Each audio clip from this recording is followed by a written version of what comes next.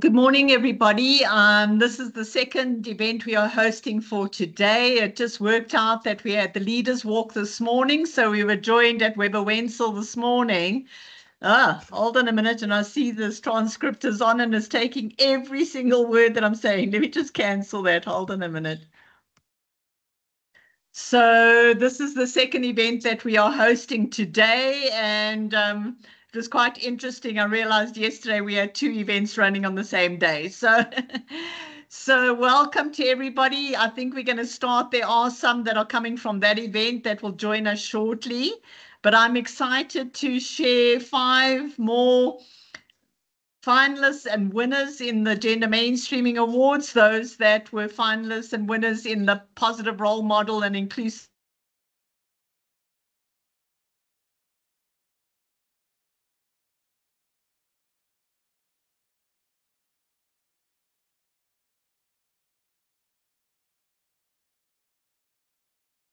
Did we lose call? Or is it my network? Okay. I think, yeah. I think we lost the technology. Am I back? You're back. I'm back. As long as I don't answer myself, I can talk to myself, but I mustn't answer myself. So I'm going to hand over to Gavin. He's your first speaker for today. Gavin, over to you. And as I said from our brief, we're not going to go into any lengthy profiles. You all have seen their profiles. So Gavin, over to you. Kickstart, and look forward to hearing from you. Good. So yeah, no, thank you so much, Colleen, for inviting me to such a huge platform. And I think firstly, just acknowledge everybody that has tuned in, and to the fellow speakers who will be sharing their insight as well. I would like to acknowledge you as well. So yeah, my name is Gavin Kabela. I am the founder and the managing director of Gavshore International. We are a property investment agency in South Africa that started last year, February.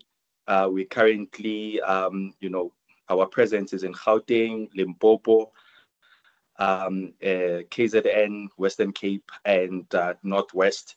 So yeah, just really passionate about property, about personal finance, and about mental health awareness. Now, when I was just thinking about my journey and some of the events that have really shaped my life, there was quite a few, and I didn't know which one to choose. But, I went back to 2011, and I hope that, what I'm going to just narrate will just give context to, where I am currently. So 2011, at the time, I was working for one of the major banks in South Africa, and I was an analyst there in the property finance space. And at the time I was engaged, I had a little baby girl who was 1 year old. And at the time I was also just battling with, I was over indebted. So my finances were really not in order. And I decided to resign one of those days.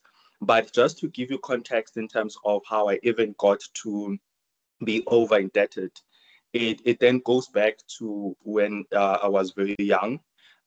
So my mom wished to have a baby girl before I was born, and I don't know whether it's fortunately or unfortunately, I came out as a boy that looked like a girl at that present moment. So I think for her, there should have been some kind of a trauma somehow, because now, she started dressing me up like a girl, and as you can imagine, right? So back in the days, those who were a bit older, we had what we call the pamps. That's what she used to, would do for my hair. So literally, I think there was some kind of an identity situation happening with me, because while I was, at kindergarten, the girls didn't want to play with me because, I was a boy.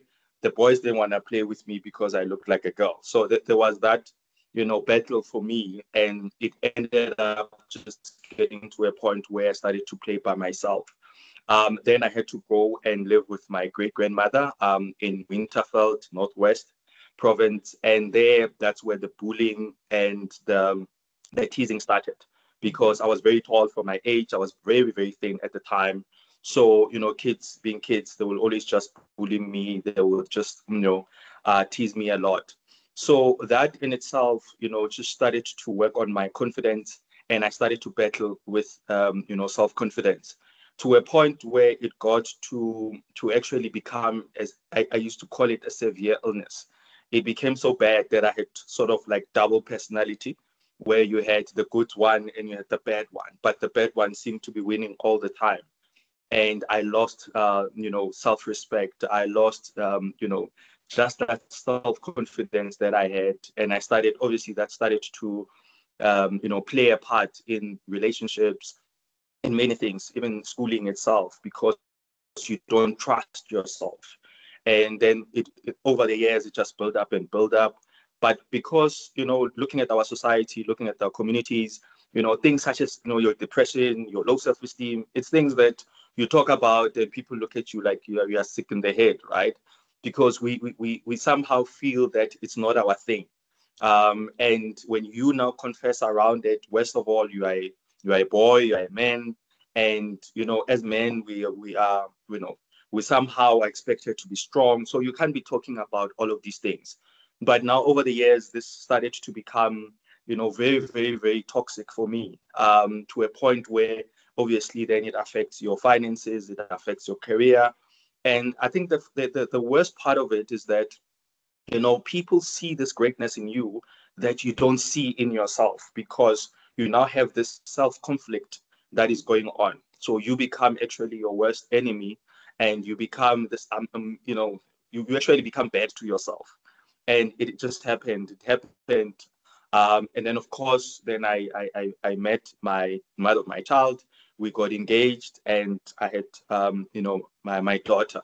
And I think through that now, it was, obviously it's a stack of things that have happened, but then now the foundation of it was terribly wrong. And now with all of that happening, 2011 resigning, I started a cleaning business because I needed to do something. But again, the cleaning business, you start a business and psychologically your foundation is not good. The business fell apart in 2013, and that's where the separation happened. And I found myself now losing everything, right? I had to go back home, which was another issue, because now you can imagine the shame to say, out of all of these years you were working, and you come back home and there is you have really nothing. But it was not, from my family side. It was my internal kind of conversations that I had to say, but look at me, and the shame of it and everything else. But I think luckily I never got into maybe taking drugs. I was close to that. I was close to starting to drink, but somehow I was spared from that. I started to self-isolate again, and that I think really started to help me. That's when I started to write. I wrote my first book actually while going through all of that stuff, and I think writing also started really it really helped me a lot, because then I would escape. But within that context as well, I was writing from a personal finance point of view, using my story, and somehow people got started to see the light. It helped a lot of people from that point on. So that happened until 2017. Then I got a job, because I was like, I need to do something. My life needs to change, and I got into property investment. But within the 5 years of going through challenges, I became a financial advisor from in like I think for about 6 months, and that's where I also fell in love with advocating for personal finance, and just helping people. But funny enough, when I was working at the brokerage, they would love my coaching. It's like, we love what you are doing, but you are not selling. So you coach people, but you are not bringing business. So that obviously didn't sit well, and I was let go. And but I think what's nice about it is that I love the fact that at times we don't see that, you know, the brokenness in us can really produce something that is great. Because currently now we have an agency that, you know, we look at property, we help people to build their property portfolios. Within that, there is the financial planning side of things, and we also have the mental health awareness part as well. Because at times it's also very difficult to explain that I have a real estate agency registered with the industry bodies, but we also look at mental health. But because we also deal with the investment side of things a lot, I realized that psychologically that was very important for us to also play a part in helping people, where they can then start to look at mental health awareness in a different light. Because I saw it with me that over the years, because now you didn't have the confidence in yourself, it's very difficult to now even go and start to invest, because investing itself, it's an emotional thing, it's a psychological thing. So if now you don't trust yourself, then how are you going to get to the point where you start, you know, making major moves in the investment world? Even from the point of just looking at savings itself, I think a lot of people are not saving, not necessarily that they don't want to, but you will realize that there are psychological traumas that people have gone through that are somehow blocking them from doing those aspects. And with the agency, that's really what we have been striving to do. I mean, I think last week I was having a chat with somebody in Ireland, and we're having a consultation. And through those conversations, we started talking about issues of traumas and everything else. And she was telling me to say, you know what, Gavin, I'm really struggling because, you know, the way I grew up, we were living from shack to shack. And I said to myself, you know, the day I start working, I'm going to build my mom a house, and I'm going to do whatever it takes to make sure that they're all good. But we also now understand that at times our families can take advantage of us. So now she's married, but now she wants to start a family. But because of the financial burden that she now has, not necessarily that the family can't live without her financial assistance, but because of the traumas, all of that now is starting to play a role in her marriage, which is now affecting her in a very bad light.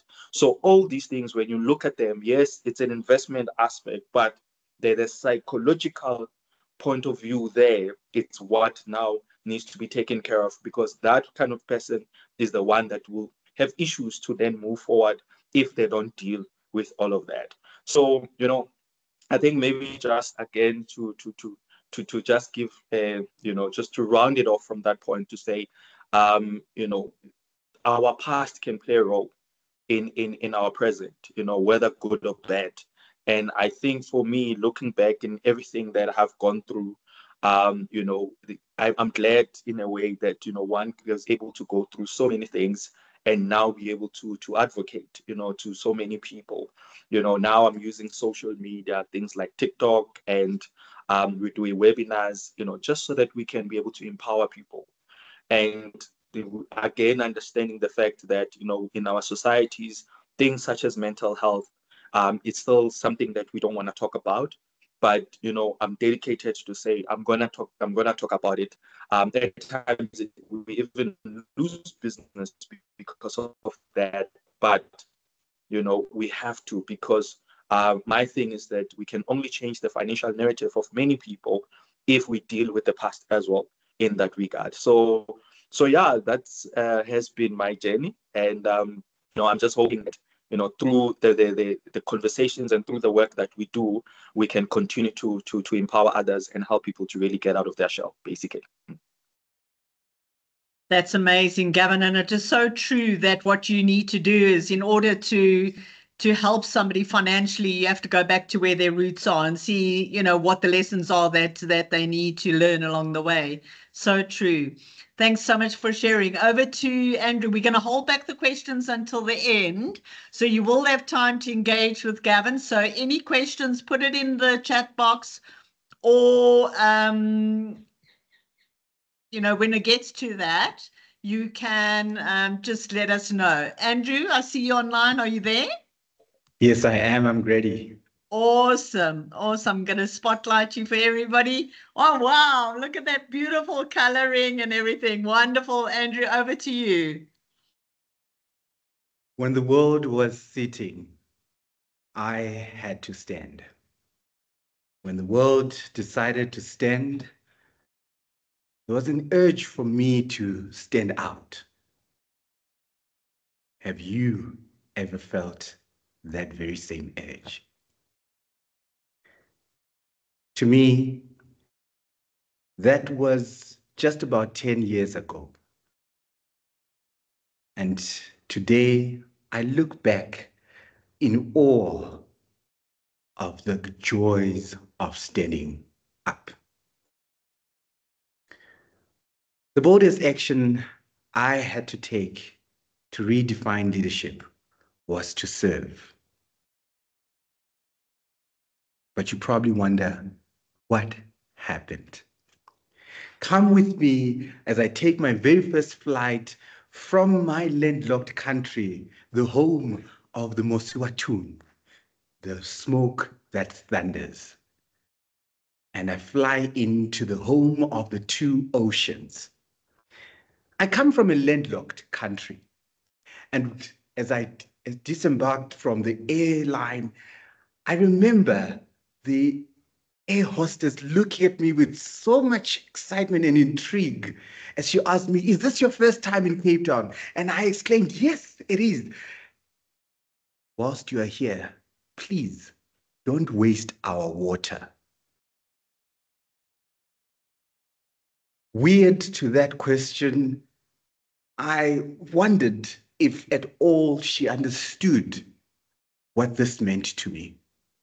I come from a landlocked country. I was excited to see the two oceans, only to learn at that point in time, the Western Cape was experiencing a drought of water. Now, for those who might not be familiar, Cape Town is one of the most beautiful places on planet Earth. Yes, I said it. It's a city particularly covered in two oceans, two large oceans. And at this point in time, they're on day zero, a drought of water. I put it to you, to my learning, that it was not because the oceans were empty, but the right quality of water the Cape Townians needed was scarce and limited. For days, whilst I was experiencing and exploring Cape Town, it dawned on me that our continent is experiencing a similar drought. Not because they do not have water as they didn't have in Cape Town, but not because we do not have the leadership that we want, but the right quality of leadership that we need is limited and scarce. Are you experiencing the leadership drought in your community, in your corporate, in your committees, in the country, or in the continent at large? When I returned from my visit to Cape Town that week, with a chat with my mentor, I realized I needed to change the narrative. And so the boldest action I took from what was the norm of raising our hands to criticize, I chose to raise my hands to serve. And there my journey started. In serving, you learn that you first have to speak up. I represented a demography that was not considered to be leaders, that was not considered potential leaders. In fact, our time was later. Future leaders, they called us. They still do today. I started advocating for millennial leadership. Then, at a young age, I walked into rooms, championed conversations with young people of my age, challenging them to lead and serve in the communities they were part of. through small initiative, whether starting up small programs for young people to become entrepreneurial in their mindsets, and or participating in speaking about their experiences and exposures to change the narrative about these young people who are millennials, who are looking for quick and very fast results without putting in effort. We needed to speak up for ourselves and change the narrative. In your world, what demography do you represent and who's speaking up for it? That was the S in serving that challenged me to take that step. Following on to that, I realized speaking up, sometimes talk is cheap, but money buys the whiskey. And so it was important for me to exceed expectations. In exceeding expectations, it was now going back to that mindset that when the rest of the world is sitting, you and I have to stand. And when the rest of the world stands, you and I have to stand out, because the world is looking across and the world is watching. But number 2, number 3, number 4 may get the medal, but may not be given the platform. In standing out, you invite people to have interest in the work that you do and intrigue them in what you're looking into. And for that reason, the opportunities in standing out started coming along. Nobody is coming to save me. Nobody's coming to save you. You've got to stand out and start exceeding expectations. When you do as you are expected, everybody looks at it as the norm, as what's expected. But when you start exceeding expectations, you create a level of standard of excellence that people want to associate with and invite you on board. And that is how we start redefining leadership in our community. In addition to that, you then recognize that it was important when you then find yourself serving with that level of speaking up, with the level of exceeding expectations, it was important for you to rally troops. You see, a movement is not created by an individual, although it is started by one. And in our case, rallying troops was important in order to create a mass movement of more young people who are changing the narrative in their communities. After all, they represent the largest population around our communities. And they are placed as the challenging community, the millennials in the workplace. Aren't they your headaches? What if they became the pathfinders and the pace setters in our communities, in our corporates, in our committees, in our country, in our continent? What agility and innovation do they bring that could take this world forward, that could take your committee forward? And in rallying troops, we started a movement of people making history, young people participating in the leadership development program of young, ethical, and smart leaders, the yes leaders, people who had the challenge and the courage to say, yes, we will change the status quo. Yes, we'll do it with integrity and ethical behavior being our cornerstone. And most importantly, it's not about just the hard work. What if we apply the smart principles that allowed us to be clinical in our execution of ideas? We are not the most well sought after people. After all, we needed a little bit more gray hair in order to be considered wise. We needed a bit of a deeper voice in order to be considered a little bit more leader-like. Or, bear in mind, we needed to have certain amount of experience in order to contribute to a table. Where was that going to come from if we did not decide to add the next level of the V, volunteering? Oh, too often, we are in spaces to take up spaces, to take something out of it. How often do we make a choice to volunteer our services, our skills? My mentor said to me at one point, Andrew, nobody will know the skills you have. We don't walk around with x-rays to know how good your heart is or to learn to know what's in your brain unless you volunteer these insights and information. And that was my turn to start changing the status quo of how people perceive me by volunteering. If there was an event that was happening, I would volunteer to contribute my insights, to the point where at some point I found myself volunteering in boardrooms, serving tea, but being a part, having a seat, whether it was at the back or even just a place in that room. And through that, at the end of the session, while serving tea and coffee, I'll be able to add a few insights based on what I had. And they would be able to correct those perspectives that I had that may have been wrong.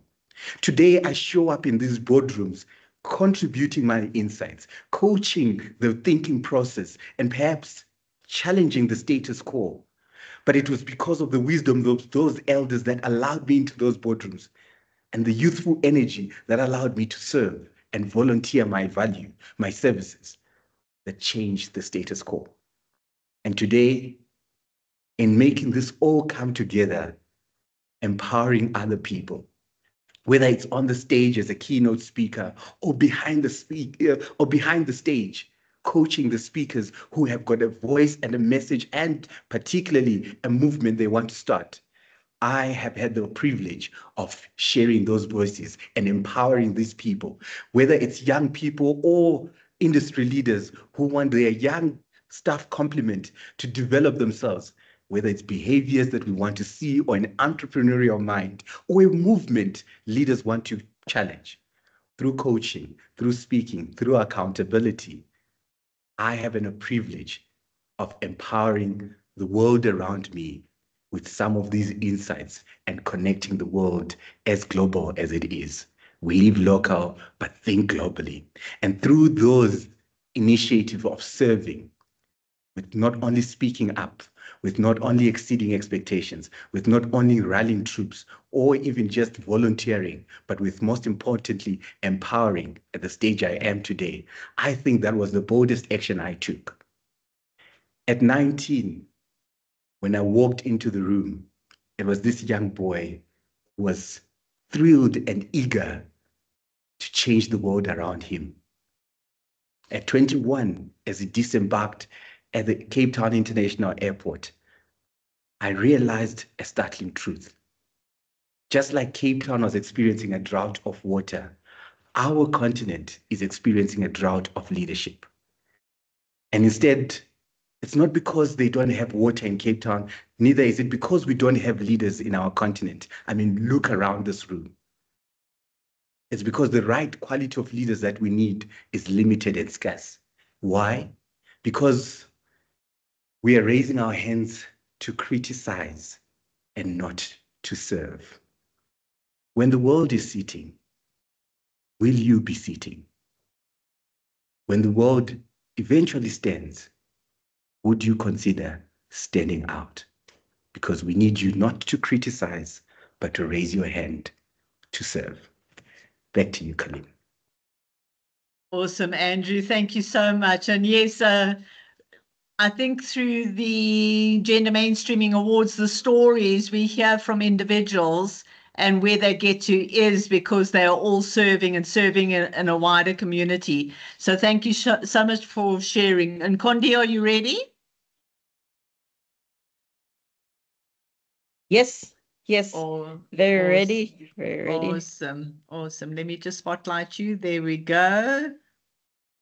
Okay, over to you, Nkondi. Okay, let's go back to this one. Okay, thank you so much, Colleen, and happy to have everyone on this call. A huge shout out to my people from Zambia. Thank you so much for joining. So good afternoon, everyone. My name is Nkonde Fumbeshi from Zambia, but basically an African leader.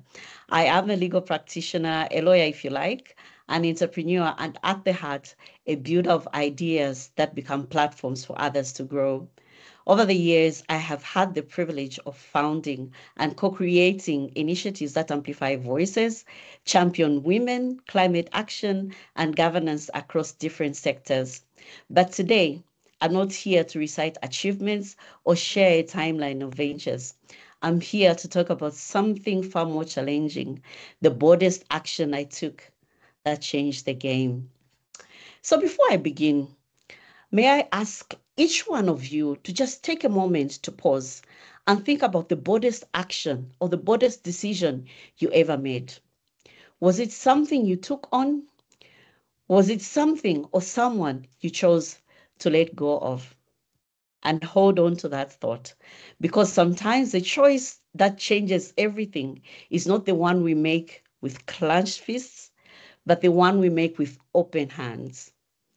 You see, I have always been a builder. Even as a young woman, what excited me was not only what existed, but what could exist if we dared to dream. It is what led me earlier on to step out of the comfort zone of a secure government job to pursue entrepreneurship, to risk stability in exchange of possibility. And in each chapter of my journey, it be law school, the mass communication or PR class, the judiciary and beyond, that instinct kept returning. What can I create? Whose life could I touch? And at the heart of that vision was a conviction that leadership is not about being seen, it's about building something that helps others to be seen. And one of the convictions was born out of the most daring ventures, Money FM. This is Zambia's first business talk radio. When we began, people doubted business radio, who will listen? And I remember at one point in the earlier days, I was at pains just trying to explain to one of the government officials who accepted to attend an interview. And it was very clear that he came just to hear the backstory of all of it. But we saw what others didn't. Thousands of entrepreneurs hungry for information, women wanting to take control of their finances, young professionals eager to learn. The radio station became more than a station. It became a movement to make financial literacy mainstream, to include voices left out of economic conversation, and to challenge the idea that business was only for a few privileged. I poured years of my life into it. I built a team. I created shows that were streamed over millions of times, watched guests become leaders and listeners become change makers. You know, it was so gratifying to see how many women dared to dream. They built the confidence. They believed in themselves again because of seeing other women that have gone ahead of them. Yet, the longer I led, the more I saw something profound. The radio station had grown strong enough to stand on its own, and I realized that the station no longer needed me at the center. It needed me to step aside to a higher level. And in 2023, I made the boldest decision of my career. Not because I lacked the passion, because true leadership means creating something resilient enough to belong to everyone, not just its founders. And I want to acknowledge something that we often hide behind the polished success stories, the fear. The fear that comes with starting again or with letting go of something that we built. It feels like losing a part of our identity. We wonder, who will I be without this title? Will I still matter?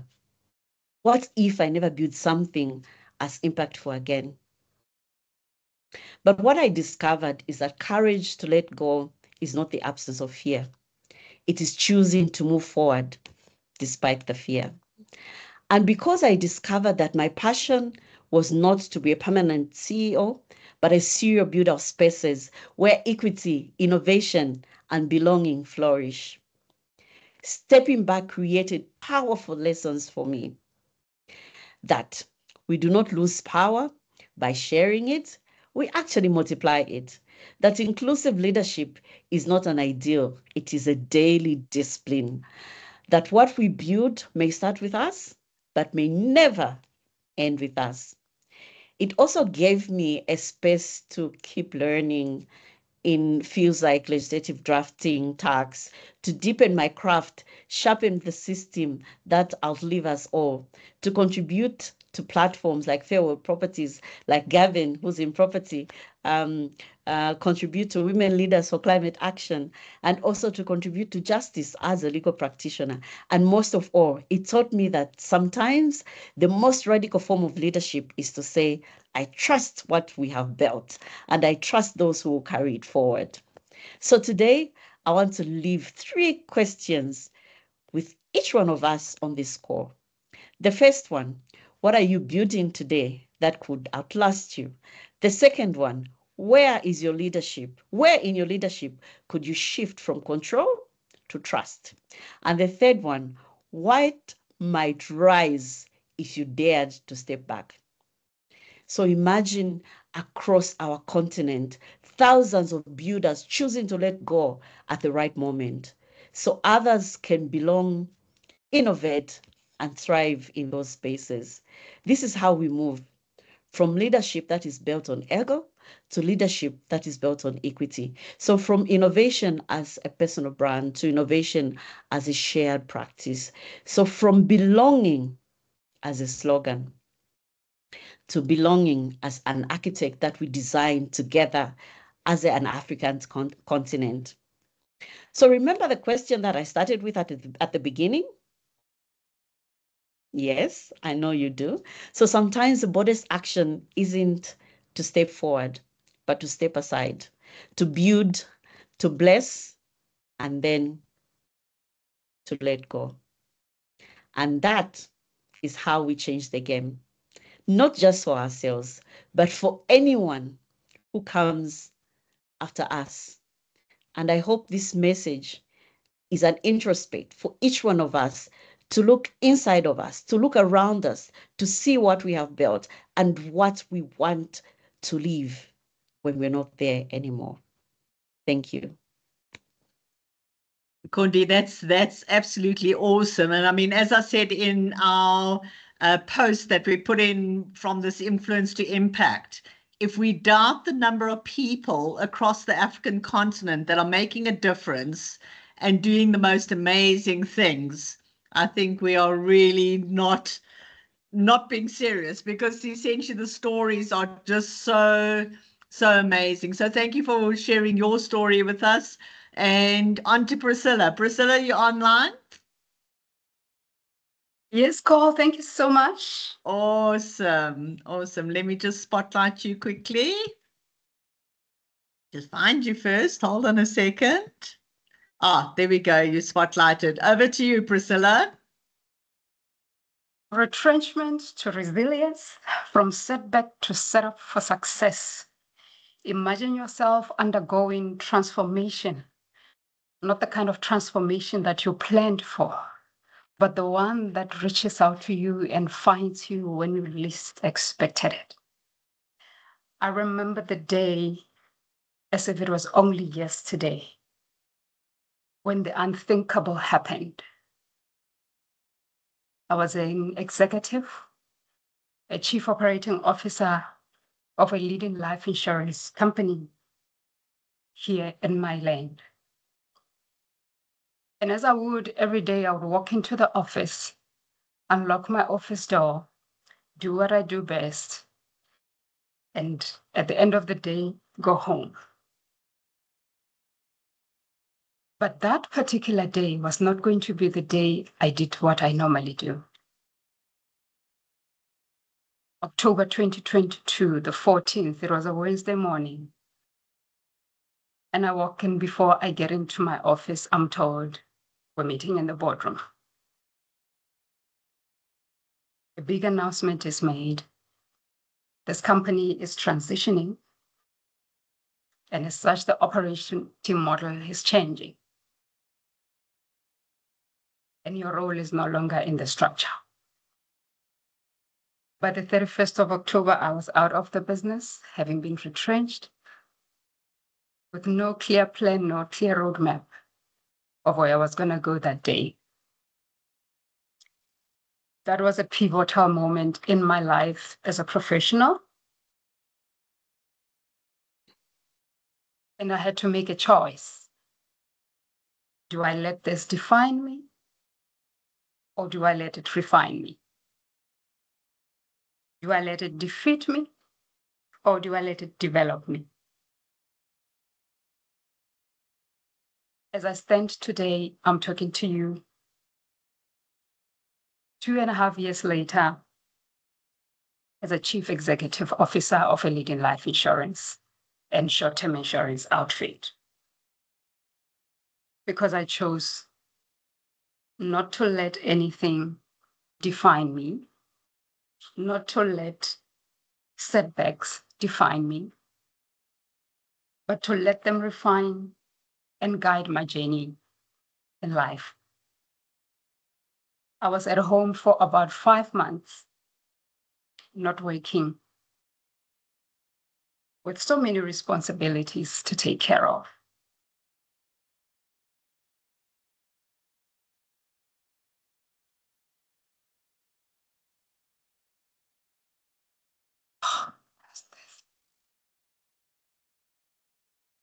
Within that period,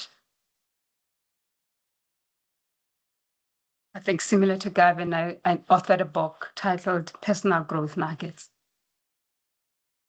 And today, that book has touched over 1,000 lives and gone beyond the borders of my country, Botswana. And as I speak to you today, I've got 4 life-changing books that speak to resilience. I have had 100 empowerment sessions with women, particularly because I felt I was called for women needing support, women needing mentorship, women of faith, women needing guidance and needing financial advice. And I have had numerous sessions discussing how to integrate financial wisdom with biblical principles as a woman of faith. And I used that moment to handhold other women through what I call mentorship magic, lifting up other younger women to give them courage to succeed in the corporate world.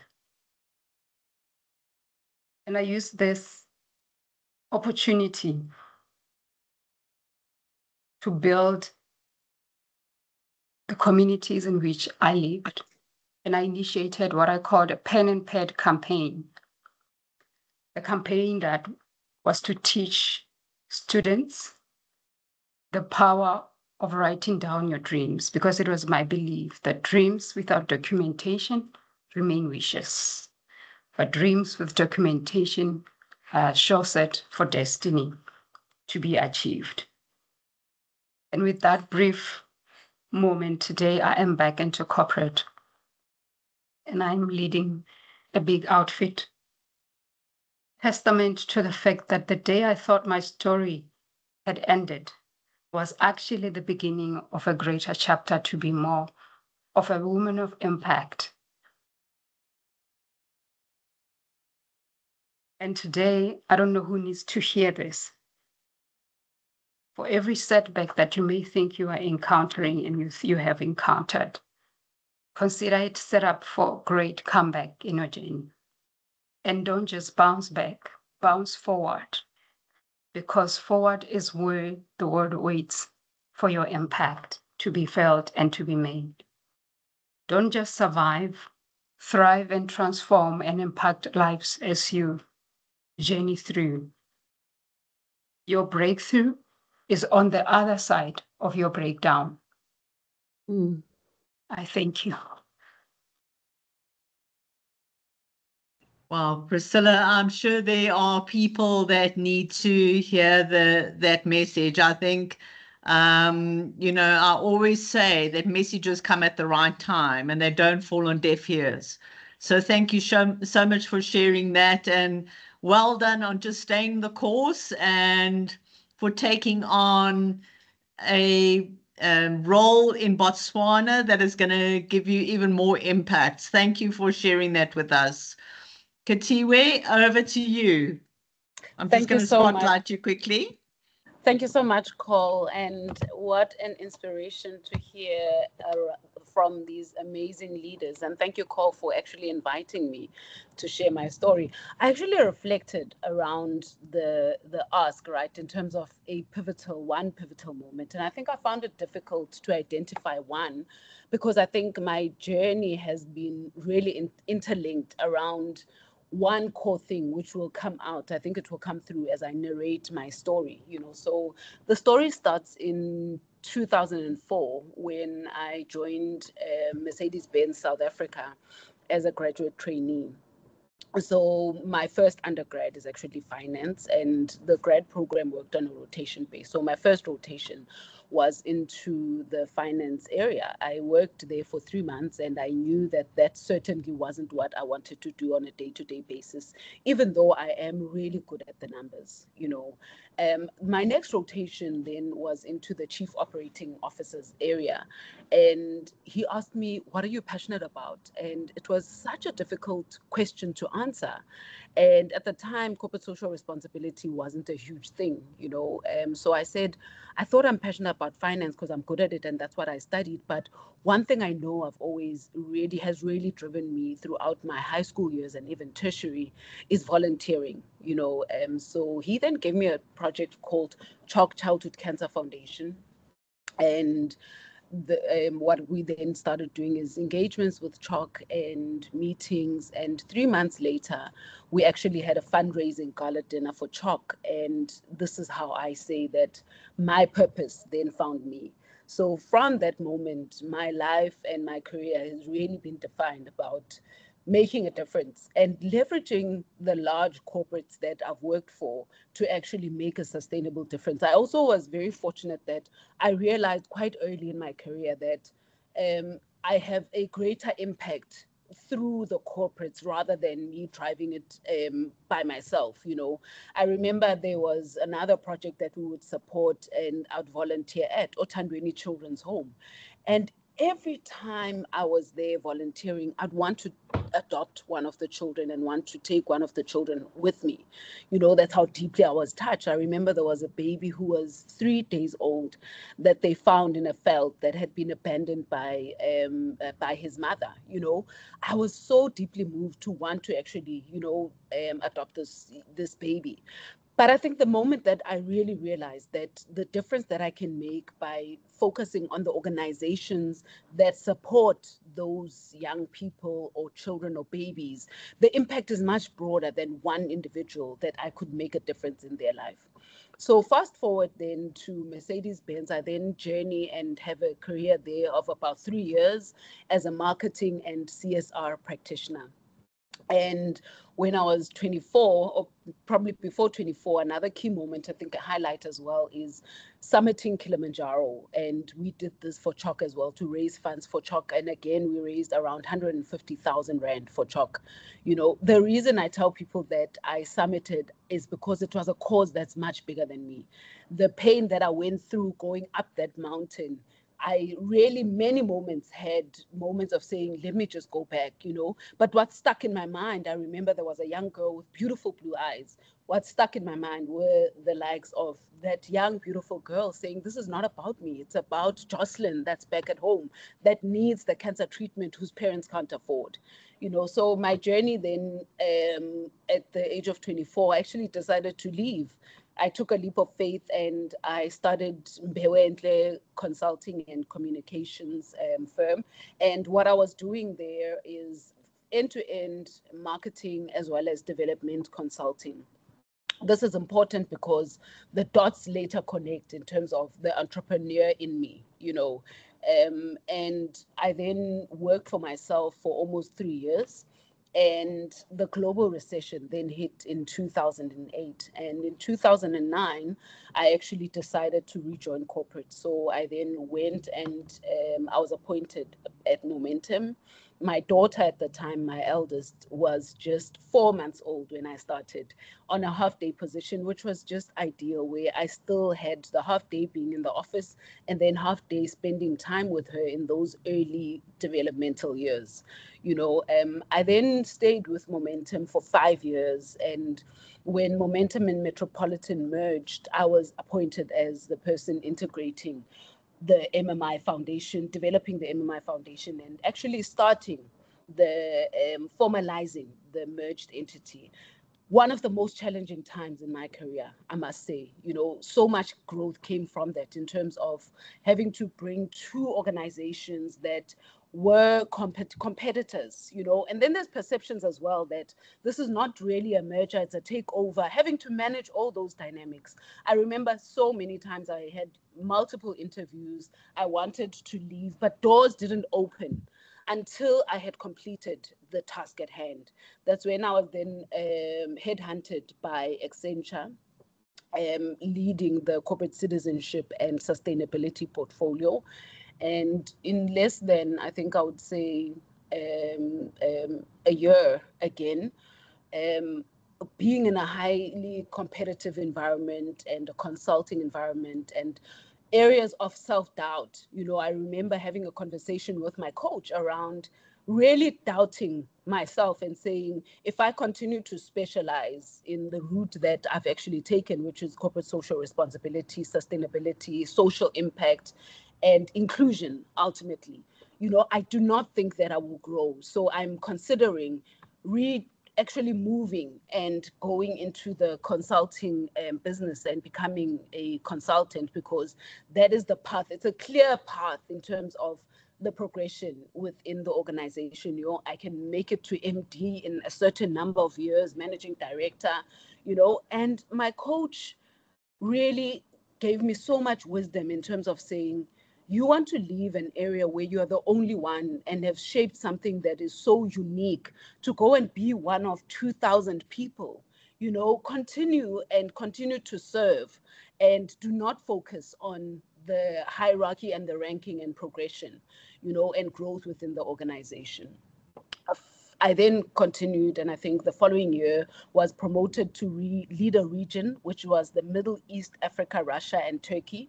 Again, another really challenging times for me as a leader, and really grew so much as a leader around my cultural intelligence, and really started to get to be introduced to this element of equity and inclusion. So within the MART region, I was responsible for over 13 countries. Some of the challenges came from cultural differences. I remember the old man, not young, I was a young person, and everyone that was reporting to me were much older than me. There was an older Islamic man in Nigeria who just refused to take authority from me. There was the dynamics around Russia as well, where it was a culture. Sorry, was that a question? No, I think somebody wasn't on mute, Kitty. I'll check who it is. Okay. And Russia, where the dynamics also are cultural. The Middle East from a gender lens point of view, But I think that really inspired my passion for the work I then got to then do later around diversity, equity, and inclusion. So fast forward, I then spent 11 years at Accenture, and it was an impactful career that, I led corporate social responsibility, DEI, sustainability, as well as transformation, and made it right up to the most senior level of the organization. This is an important point because it's going back to that conversation that I had with my coach around, not thinking of things in terms of hierarchy, but really centering the work that I do around purpose, and then everything else will come. So I left Accenture after 11 incredible years to actually move into what I now call my portfolio career. And again, at the core of what I do in my portfolio career is my purpose, which is around empowering people and communities to reach their full potential. So I've established SkillQuest. So through SkillQuest, I actually offer DEI transformation and ESG advisory services. We've also established Mwelase Foundation, which is a deeply personal work, as this is actually in honor of my late father. So the work we do as Mwelase Foundation is centered around education and digital access, and bridging the digital divide in rural communities. This is important because I think it is inspired by my father, who was an educator. And lastly, the thing that I've also been working on and have recently announced is my book. So I wrote a book called Tear Her Down. So the book is really around the life experiences and then interviewing other women, and how at times as women, because of insecurity, we can actually cause harm to each other in the workplace, whether it's sabotage, whether it's smear campaigns, and the book is not a blame game. The book is really about inviting a different approach to leadership and leading from abundance rather than scarcity. It also invites women leaders to heal from any experiences that they might have experienced that resulted in them hardening, as women. And it's a call to lean into sisterhood in the workplace. So the book launches on the 31st of July. And yeah, I think it's really been quite an experience for me to be able to write this book, because I've actually had the opportunity. It's a book I started writing over a year ago, but in the last 5 months, these are the things then, in terms of SkillQuest, Mwelase Foundation, my book, and then also being a board member on Africa Women Financial Inclusion Initiative, work that aligns so deeply to my beliefs as well around the development of women and enabling women to actually have their own money, And then lastly, it's the work that I've done since 2017, where I've volunteered as a board member on Junior Achievement Africa. This has been a great honor, I think, in terms of contributing to the greater continent, in terms of developing young people, and shaping the continent's leading youth. And yeah, I think in closing, purpose gives us direction. Passion fuels the journey, and continuous reinvention is how we remain true to who we become, and not just who we've been. Thank you, Cole. That's amazing, Kesiwe. And I mean, it's been just such an amazing journey watching what you've managed to achieve, and well done on your new book. Thank you, Carl. And yeah, so as you can see, we've got 3 authors online. And Kondi, when's your next book coming out?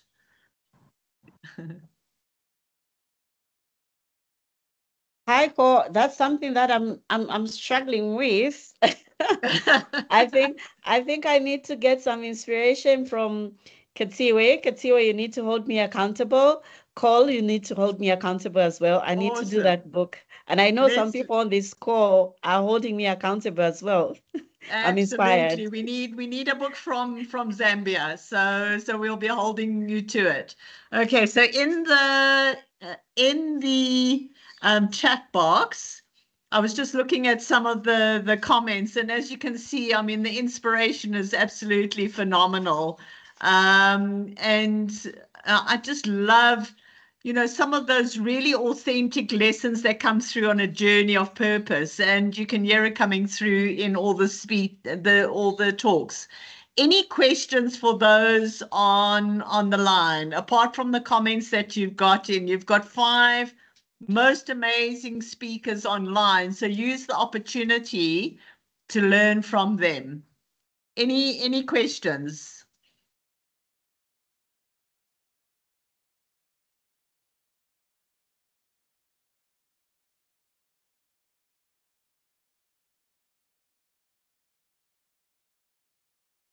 Any comments from the audience on some of the things that have been shared? Oh, I think they've all been stumped.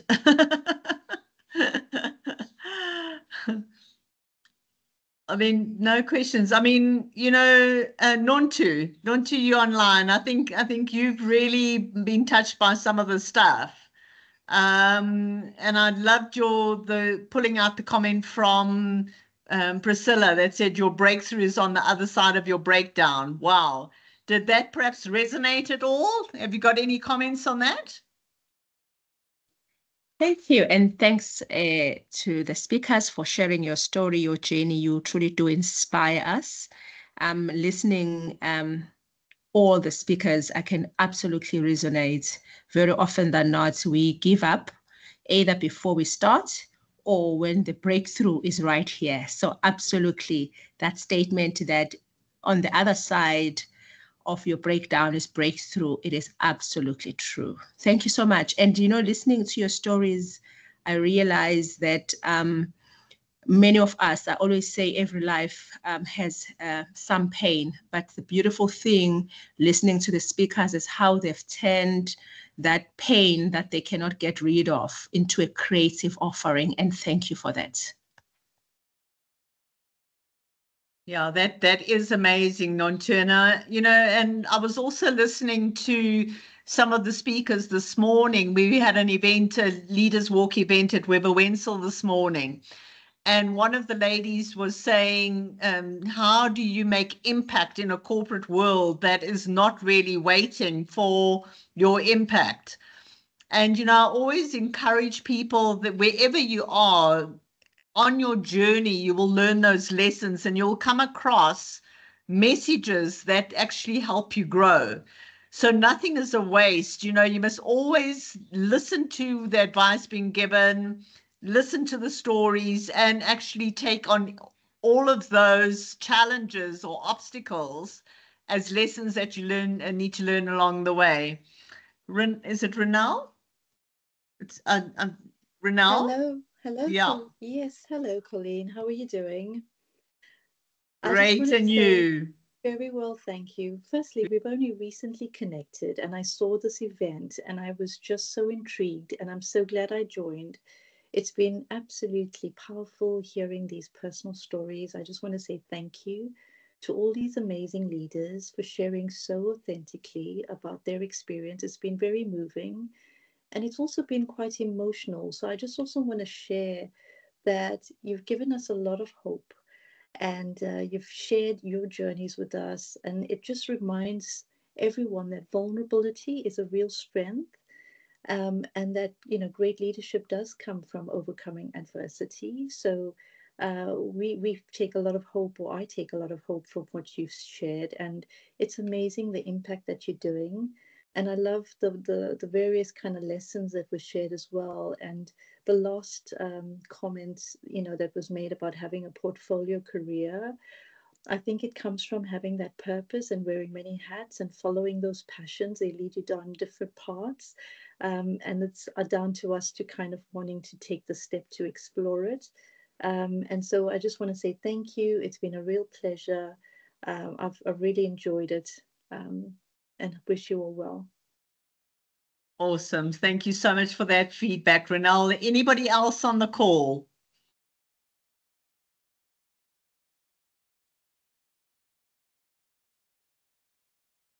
Okay, so we'll thank you to the speakers that have joined us today. We really appreciate you making time, and to everyone who took the time out to join us today. Thank you so much. I think, each one of you, as I said, was obviously needing to hear something on the call today. And so if you want a recording of the session, it will be on the Business Engage YouTube channel. So please feel free to go and have a look there, share it, but have the most awesome day. And we'll see you the second Thursday of next month for the next group of stories. Everybody, all the speakers, thank you so much for joining us for a most amazing session. Thanks so much. Thank you so much, Cole. Thanks, everyone. Thanks. Bye-bye now. Bye. Cheers. Bye. Thank you. Bye.